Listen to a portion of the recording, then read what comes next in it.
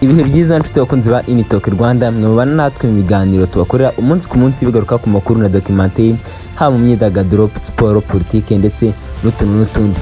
RIB yafashe abagabo 3 bakurikiranyweho icyaha cy'ubucuruzi bwa magendu bw'amahembe y'inzovu. Urwego rw'igihugu rw'ubugenzacyaha RIB rwafunze abagabo 3 bakurikiranyweho kugura no kugurisha amahembe y'inzovu afite ibiro bigera kuri 20. Ayo mahembe y'inzovu akaba yaraturutse mu gihugu cya Repubulika ya Demokarasi ya Kongo ajyanywe kugurishirizwa ku mugabane wa Aziya.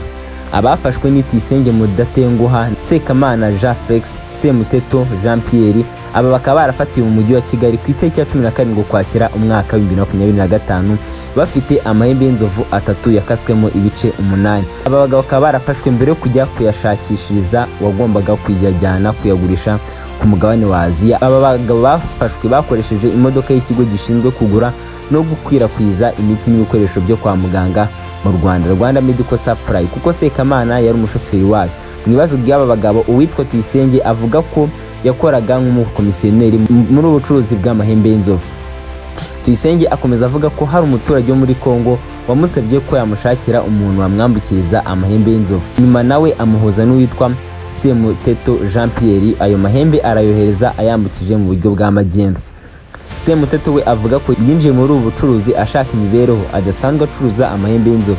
Bose ubu bakaba bafungiye kuri sitasiyo ya RIB ya Rusororo mu gihe dosiye yabo irimo gutunganywa kugira ngo ishyikirizwe ubushinjacyaha.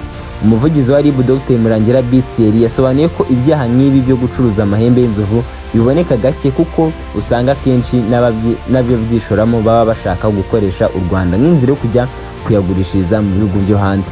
Umuvugizi wa RIB Dr Murangira Bitseri yagize ati kubera ingamba zo kubirwanya ziba zarashyizweho biboneka gake, abafatwa bose bagerageza gukoresha u Rwanda nk'inzira. Abafashwe rero ni urugero rw'uko izo ngamba zikora, kandi ufashwe wese ahanwa nk'uko amategeko abiteganya. Turasaba abantu kwirinda kubyishoramo.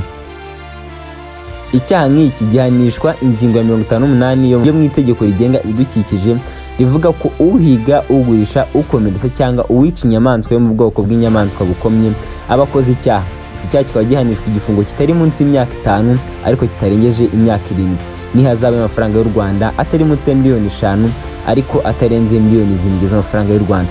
Nibyo reka mubwire ngo wakoze kubana natwe kuva ku minota mbere kugera kwa nyuma. Mubwire ngo ikigomba kumenya kandi ukazirikana nuko twifuriza kugira ibihe byiza. Niba ari ubwa mbere ugeze kuri Initalk Rwanda, ntugende udakoze subscribe.